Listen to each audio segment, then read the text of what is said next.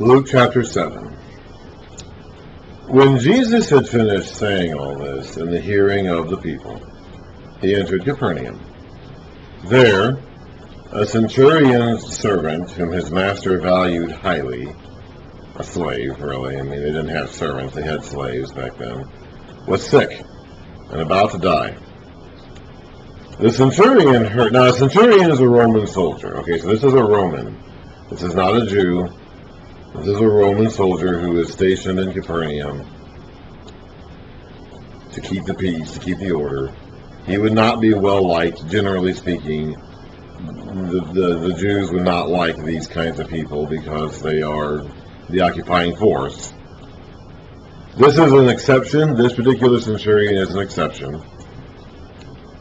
We'll read about that here. The centurion heard of Jesus and sent some elders of the Jews to him, asking him to come and heal his servant. So the centurion does not go do it himself here.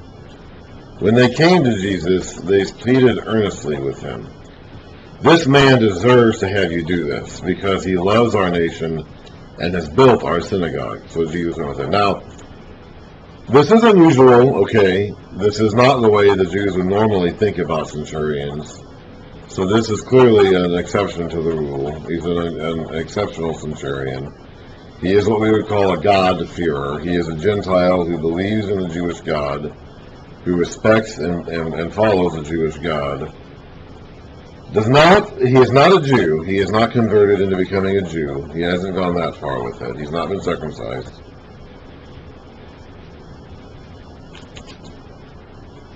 I'm not sure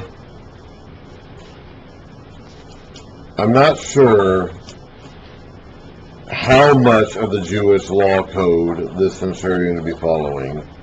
He would be following some of it. As a God-fearer, he would be following some of it, and he would be aware, but I don't know if he would follow all of it. He hasn't been circumcised, so he's not a Jew. He's not a member of the Jewish nation. Now, in Matthew's account, the centurion himself is portrayed as coming to speak to Jesus. But Luke tells us that no, he sent messengers who spoke on his behalf. And these men, these elders of the Jews, apparently were very fond of this centurion. He was apparently a very big supporter of them. He built their local synagogue, the building that they met in for their synagogue meetings. And he clearly was a he was clearly very sympathetic and fond of the Jews. So they, in turn, felt a great deal of affection and loyalty towards him. Now, Luke is probably writing to a higher-ranking Roman official. That's probably who Theophilus is. We mentioned that when we started off reading Luke. Theophilus is very likely a higher-ranking Roman official. And so Luke is very interested in portraying the Romans as good guys. This is one of the things I think that we can use to date Acts and Luke to before the Romans turned against the Christians, which happened first of all under Nero in 64 AD. This because there's no hint of that anywhere in Luke or Acts, and if anything, Luke consistently goes out of his way in both Luke and Acts to portray the Romans as good guys who are just doing their job. And most of them are doing it really well and are outstanding citizens and can be counted on and all that. He speaks very, very, very favorably of the Romans, which I don't believe he would be doing if he were writing to a high-ranking Roman official after the persecution of the Christians had started. I don't believe that. So I think we can use that as a clue that Luke doesn't know about that because it hasn't happened yet, and therefore his material has to be dated before Nero's turn against the Christians, which happened in the fall, starting in the fall and following of 64 AD. So this would be written before that. Anyway, back to the centurion. So Jesus went with them. He was not far from the house.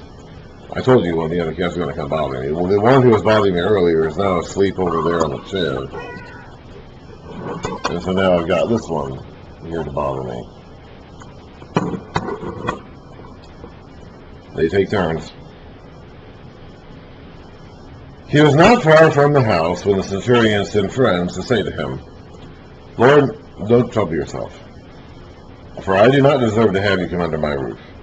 The centurion was probably aware of the division between Jews and Gentiles and whether or not Jews were supposed to enter Gentile dwelling places or associate with them in their physical spaces and their settings. This is why I did not consider myself worthy to come to you. So the elders of the Jews who came to talk to Jesus said that he was, but the centurion himself said, "No, I'm not. But say the word, and my servant will be healed. For I myself am a man under authority, with soldiers under me. I tell this one, go, and he goes. I tell this one, come, and he comes. I say to my servant, do this, and he does it." So he knows what the concepts of authority. He has authority. He tells people to do something, and they do it. He's under authority. Some other higher-ranking official would tell him to do something, and he would do it. And he knows that Jesus has the authority to do this, and all he has to do is just say it, and it will happen. When Jesus heard this, he was amazed at him. And turning to the crowd following him, he said, "I tell you, I have not heard such great faith, even in Israel." So this Roman centurion has greater faith than anyone Jesus has met so far in Israel.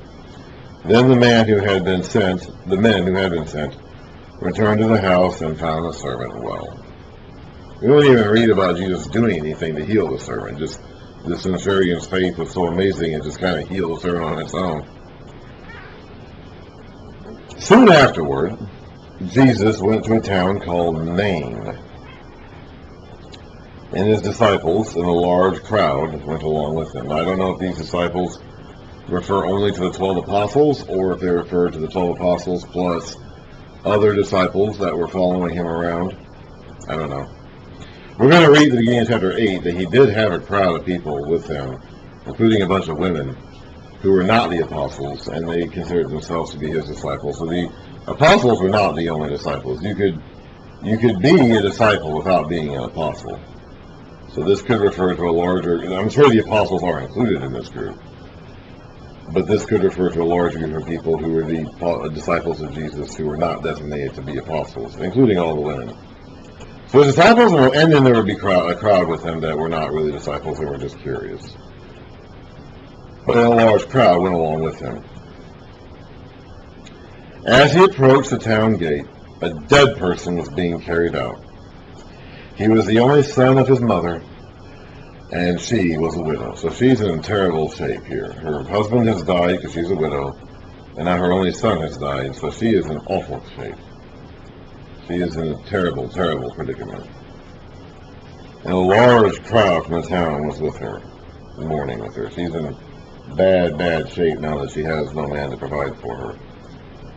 When the Lord saw her, his heart went out to her, and he said, "Don't cry."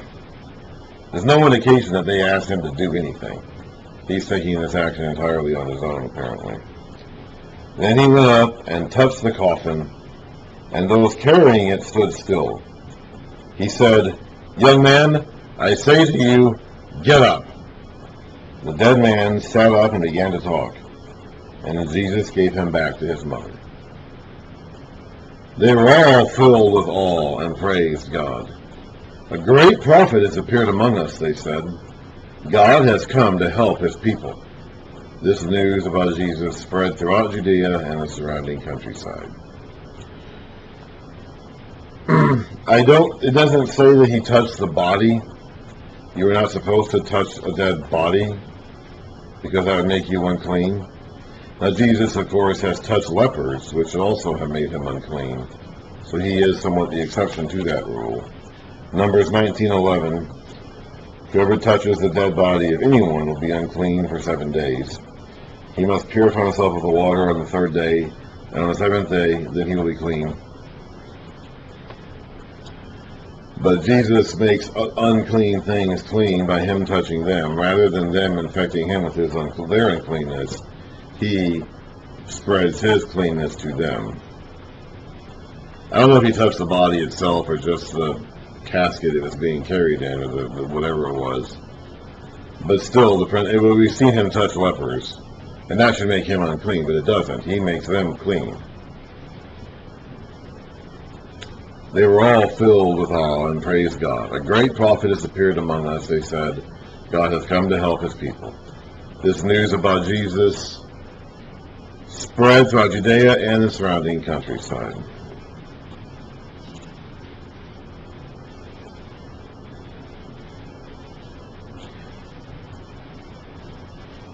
Yeah.